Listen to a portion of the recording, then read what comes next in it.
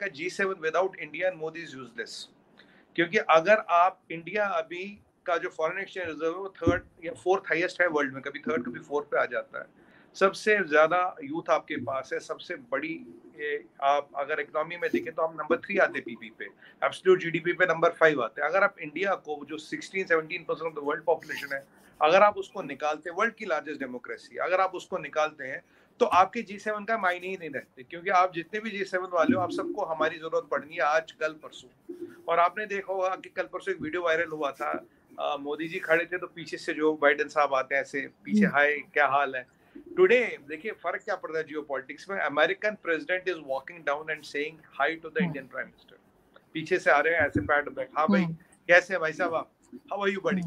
तो ये बहुत बड़ा चेंज है जियोपॉलिटिक्स में, क्योंकि देखिए सेमेंटिक्स ऑप्टिक्स की हर जगह जरूरत होती है। तो पहली बात तो ये हुआ कि G7 या कोई भी हो आपका, without India is not relevant in use this. India एक वाहिद कंट्री है आजू जी जो ब्रिक्स में भी बैठती है, चाइना के हाई लेवल डायलॉग में भी बैठती है और यहाँ G7 में भी बैठती है। ब्रिक्स और G7 में प्राइम मिनिस्टर मोदी साहब को छोड़ के कोई भी कॉमन लीडर नहीं है। एक ही वर्ल्ड लीडर ऐसा, एक ही वर्ल्ड फोरम ऐसे, एक वर्ल्ड लीडर ऐसे जो हर फोरम में भी आपको मिलेंगे, क्योंकि कुछ लीडर इस फोरम में, कुछ लीडर इस फोरम में, कुछ लीडर इस फोरम में। एक कौन सा ऐसा लीडर है दुनिया में जो हर फोरम में है? शायद आपने, किसी ने मुझे लास्ट टाइम सवाल पूछा था कि आप ब्रिक्स में क्या कर रहे हैं। मैंने कहा अगर हम ब्रिक्स में रह जाए तो हम चाइना को प्लेटफॉर्म दे दें क्या? ये मैं आपसे कई बार कह रहा हूँ। तो वो अब अगर आप ये चीज देख रहे हैं, चाइना के जी जिनपिंग G7 में नहीं थे, मोदी जी थे, और यहाँ जो बाइडेन साहब ब्रिक्स में नहीं थे, मोदी जी थे।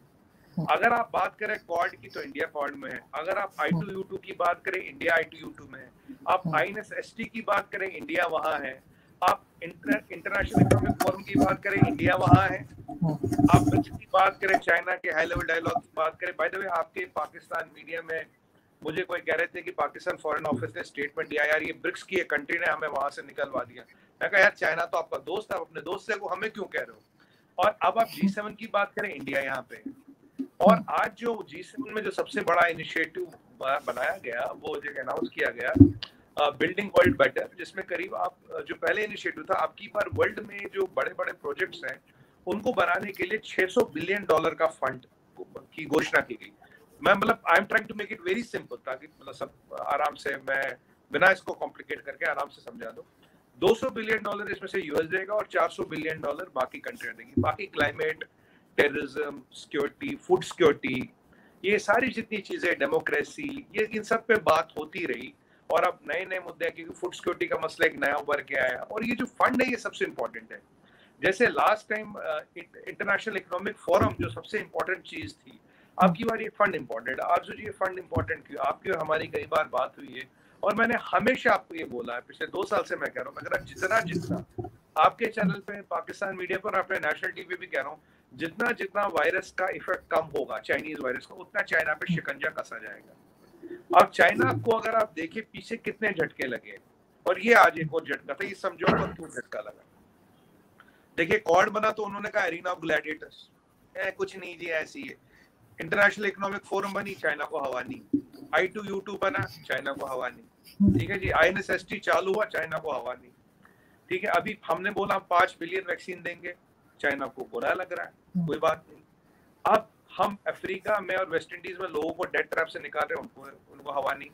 G7 में आए और आज ये इतना बड़ा $600 बिलियन का इनिशिएटिव अनाउंस हुआ, चाइना को हवा नहीं। और एज यूजुअल आरजूरी चाइना की प्रतिक्रिया भी नहीं आएगी, they will not comment on it. हाँ, जहाज वहाज निकालेंगे वो अपने F-16 जापान वापान के चक्कर काट के फिर लैंड कराएंगे। ताइवान का एक, आप देखिए 2-3 दिन में चाहे ताइवान की हवा खा के चाइनीज जेट आके वापस लैंड करेंगे। जब वहाँ फ्रस्ट्रेशन बढ़ती है वो जहाजों को जरा एक चक्कर वक्कर लगा के वापस आते हैं। अब चाइना को इतने झटके लगे, आगे आप देखिए पीछे अब वेस्टर्न ममालिक क्लियर कह रहे हैं कि भाई हमें चाइना से डिपेंडेंस हटानी, सप्लाई चेन हटानी है।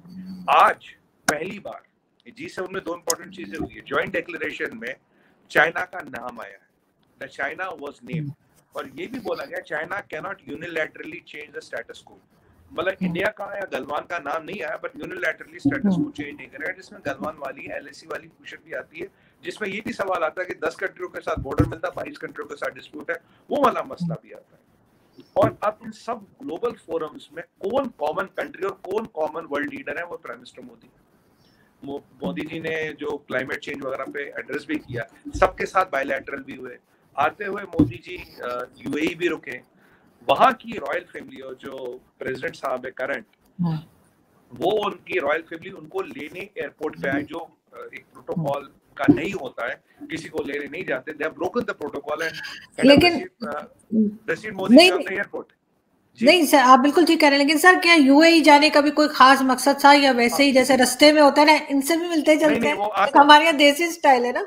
यूएई हमारा नंबर 3 ट्रेडिंग पार्टनर है। नंबर 1 यूएस है, फिर चाइना, फिर यूएई। अभी हमने यूएई के साथ फ्री ट्रेड एग्रीमेंट किया, उस पर आपसे बात हुई थी। अब यूएई के साथ जो फ्री ट्रेड एग्रीमेंट किया, 2030 तक हम $100 बिलियन का ट्रेड करेंगे यूएसए के साथ, $100 बिलियन का ट्रेड। अब यूएई की परिस्थिति आप देख लीजिए, मैन पावर के लिए वो हम पे डिपेंडेंट, मार्केट के लिए हम पे डिपेंडेंट। यूएई के मदद से हम I2U2 में आए, और I2U2 में अगर हमारा कोई एंकर है मिडिल ईस्ट में, वो है यूएई। हमने रिप्लेस जिसको किया, हमने रिप्लेस किया यूके और फ्रांस को। ये बहुत बड़ा इंपॉर्टेंट चीज है, क्योंकि ट्रेडिशनली अमेरिका के बाद अगर किसी का मिडिल ईस्ट में इन्फ्लुएंस था, वो यूके और फ्रांस का था। हमने आज की डेट में उनको रिप्लेस किया। पूरे अरब वर्ल्ड ने इंडिया का ये स्टैंड एक्सेप्ट किया है। आज इंडिया एक इंपॉर्टेंट रोल निभाएगा, जिसमें मैं पूरा कॉन्फिडेंट हूँ, to bring some kind of peace between Iran and Saudi Arabia. जैसे ये यमन, सीरिया, ये होती वाली प्रॉब्लम है, हटेंगी। MBS साहब का पूरा भरोसा है मोदी जी पे, ईरानियों का पूरा भरोसा है पे, क्योंकि अगर ईरानियों का भरोसा नहीं होता INSST चलता नहीं, क्योंकि 2 पोर्ट रशिया के, तो 2 पोर्ट ईरान के भी है। जब I2U2 में इंडिया होता ही नहीं। अभी इजराइल को रिकॉग्नाइज करने की बातें चल रही है, अब मैटर ऑफ टाइम में यूएई करेगा, तो पाकिस्तान पे फिर बॉल आएगी बिलावल भुट्टो साहब के पाले में। अब देखें वो क्या करते हैं। बट अभी जो इंडिया का, जो अगर आप देखें डिप्लोमेटिकली आरजू जी, इंडिया एक ऐसा वाहिद मुल्क है जो रशिया से भी रिलेशन रखता है, यूनाइटेड स्टेट से भी रखता है, चाइना से भी ट्रेड करता है, ईरान से भी काम करता है, इजराइल से भी काम करता है, सऊदियों से भी काम करता है। पैलेस्टीन में जहाज भी उड़ता आता है, वही जहाज इजराइल में भी उड़ता आता है। जो दुनिया में कॉन्फ्लिक्टिंग पोल्स थे, जिन्हें ट्रेडिशनली कॉन्फ्लिक्टिंग पोल्स कहा जाता, उनमें मैनेजमेंट करना। जहाँ के हम मेंबर नहीं, हमें ऑनररी बुलाया जाता। ब्रिक्स में भी हम, चाइना के डायलॉग में भी हम, और G7 में भी हम, ये भी एक एक्सेप्शन है। और अब जब मोदी जी यहाँ गए थे, तो एक तो उनके खुद वो जो प्रेसिडेंट साहब है, उनकी रॉयल फैमिली आई थी लेने। 3 एजेंडा थे, एक तो बायलैटरल रिलेशन है, और जो शेख साहब जो पहले के प्रेसिडेंट थे, उनकी जो डेथ हुई, शेख खलीफा, तो उनके कंडोलेंसेस देने पर्सनली मोदी जी गए। और आपको मैं ये भी बता दूं, जब उनकी डेथ हुई, तो नायडू जी जो हमारे वाइस प्रेसिडेंट है, वहाँ गए थे स्पेशली फॉर दिस। तो मोदी जी वहां से आए, उनसे वो बायलैटरल ट्रेड टॉक ये सब हुआ, ग्रीन एनर्जी पे बात हुई, सोलर एनर्जी पे बात हुई। और इसमें एक और चीज बताऊं आरजू जी, ये जो एक हवा बनाया गया था नुपुर शर्मा वाला इशू, ओआईसी ने खूब बनाया उसको। और आप जानते हैं ओआईसी तो पॉलिटिकल टूल है। देखिए मैं डायरेक्ट कहता हूँ, मैं मुझे कोई हिचक नहीं है बोलने में। ओआईसी पॉलिटिकल टूल है, पॉलिटिकल टूल की तरह चलता है। अब देखिए ओआईसी को यूज किया गया राइट पॉइंट ऑफ टाइम, ठीक है जी। और हुआ क्या बोले, और पाकिस्तान ने खूब प्रचार किया, भाई इस्लामिक उम्मा वर्ल्ड, हम जी इंडिया का ये, इंडिया का बाइकआउट, ये वो। अब G20 वाले, G20 की अगली मीट कश्मीर में करा रहे हैं। पाकिस्तान ने सबको चिट्ठियां लिख डाली, और आरजू जी किसी ने जवाब नहीं दिया। अब सवाल ये, भाई अगर तुम्हें पता तुम्हारी नहीं, अब चिट्ठी लिखते क्यों?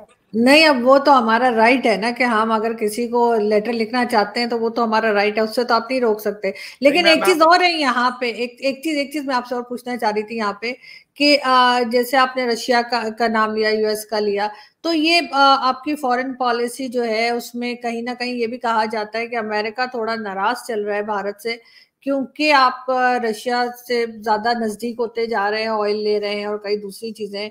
तो फिर कैसे बैलेंस करेंगे? अमेरिका की नाराजगी भी तो नहीं बर्दाश्त की जा सकती या सही जा सकती। देखिए आरजू जी, पहले तो मैं थोड़ा सा पीछे जाऊंगा। देखिए अगर अमेरिका नाराज होता या अमेरिका नाराज होते, तो अमेरिकन का जो नेचर है ना, उनका गुस्सा, उनकी नाराजगी नाक पे और चेहरे पे दिखती है। जो कल आपने जो बाइडेन साहब का वो हाई बड़ी वो देखा, वो होता नहीं। आप देखिए मनमोहन सिंह भी जाते थे, मोदी जी भी जाते थे, फर्क देखिए दोनों में। कोई भी पुराना वीडियो निकाल के देखिएगा आप, डॉक्टर मनमोहन सिंह और प्राइम मिनिस्टर मोदी, फर्क आपको आसमान जमीन का दिखेगा। ये मतलब ये वीडियोग्राफिक एविडेंस है, मेरे कहने से कुछ नहीं होगा। हाँ, कुछ ऐसे लोग हैं, कुछ ऐसे इंटरेस्ट है जो कह रहे नहीं जी ये दिक्कत है इंडिया का, अमेरिका से वो है ये। अमेरिका को भी पता उन्हें इंडिया की जरूरत है, हमें पता हमें अमेरिका की जरूरत है। अगर नाराजगी होती तो I2U2 अनाउंस क्यों होता आरजू जी? इंटरनेशनल इकोनॉमिक फोरम अनाउंस क्यों होती? ये $600 बिलियन का अनाउंस फाइंड क्यों अनाउंस होता? मोदी जी को जिसे उन्हें बुलाने की जरूरत क्या थी? क्योंकि वो भी जानते उनका काम इंडिया के बिना चलेगा नहीं। देखिए अब ये क्या होता है, दो भाई होते हैं, नाराजगियां होती है, थोड़ा आगे चलता थोड़ा पीछे चलता, हमें पता कि दो भाई ये जरूरत है, एक दूसरे की जरूरत है। क्योंकि जो अमेरिका का सबसे बड़ा थ्रेट है वो USSR नहीं है। मैं बार बार यही कहता हूँ, अमेरिका का सबसे बड़ा थ्रेट है चाइना। और अगर चाइना को एशिया में रोकना है बिना इंडिया के, वो संभव नहीं है। हमारा भी थ्रेट है चाइना में, चाइना तो आपका भी थ्रेट है ना, चाइना सिर्फ बिल्कुल है, अमेरिका का तो नहीं है। हाँ। बिल्कुल है। देखिए अमेरिका का सबसे बड़ा था, हमारा भी थ्रेट है। हमारा चैलेंज चाइना, पाकिस्तान को तो हम चैलेंज नहीं मानते, पाकिस्तान की न्यूसेंस वैल्यू है, but Pakistan is not a challenge. Challenge literally is China, क्योंकि देखिए चाइना हर एक का थ्रेट है। मैं आपको एक स्टेटमेंट बताऊंगा माइक पॉम्पियो साहब का, जो सेक्रेटरी ऑफ स्टेट थे अभी, एंथनी ब्लिंकन साहब से पहले। हमारे एक इंग्लिश चैनल पे उनका इंटरव्यू हुआ था कि उन्होंने बोला कि भाई, एंकर उनसे पूछते हैं कि भाई इंडिया को तो ज्यादा थ्रेट है कि वो यार फ्रंट लाइन स्टेट, मतलब हमारा उनसे बॉर्डर मिलता है, वो यार front line state of China. तो माइक पॉम्पियो साहब ने कोट अनकोट बोला था, ये मेरा कहना नहीं उनका कहना है, it doesn't matter who you are if it comes to People's Republic of China, frontline state हो या नहीं हो, it doesn't matter when it comes to People's Republic of China। ये यूएस के सेक्रेटरी ऑफ स्टेट कहते हैं, US के external affairs minister कहते हैं। तो अगर ये चाइना का थ्रेट है, चाइना पूरे दुनिया के लिए थ्रेट बन चुका है। और आप देखिए हर जगह में चाइना को धीरे धीरे बॉक्स में डालने की पूरी कोशिश कर रहे हैं दुनिया, क्योंकि ये जो मानसिकता, ये जो मेंटालिटी है, ये डेंजरस है। और यूएई में तो आप देखिए हमारा बड़ा अच्छा रिलेशन है। नुपुर शर्मा वाला जो किस्सा था, जो कवायद थी, कहीं भी नहीं आ रही, and because that has been already clarified. बाकी पाकिस्तान की पूरी कोशिश थी कि आए। अब देखिए G20 कश्मीर में करा रहे हैं, पर आप पाकिस्तान तो खैर बहुत टाइम तक बोला ही कुछ नहीं सर। पाकिस्तान ने तो बहुत देर के बाद नुपुर शर्मा का नाम लिया है। हाँ, कश्मीर पे जरूर बोले हैं, कश्मीर पे जरूर बोले हैं। नहीं, 7 दिन बाद बोला ना, जब डॉक्टर जयशंकर ने बोला तेल किसी से लेंगे, तो उसके बाद ही रिएक्शन हुआ। मैं आज भी अपने स्टेटमेंट पे कायम हूं, 7 दिन तक किसी ने कुछ नहीं बोला।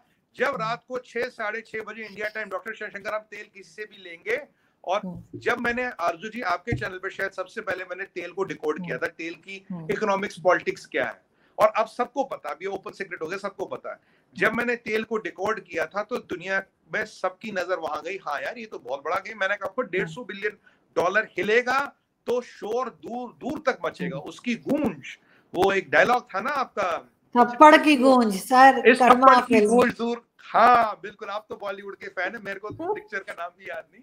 वो वाला डायलॉग, जब $150 बिलियन की गूंज आरजू जी दूर दूर तक सुनाई देती है, बहुत दूर तक सुनाई देती है, चीजें आती है, हिलती है।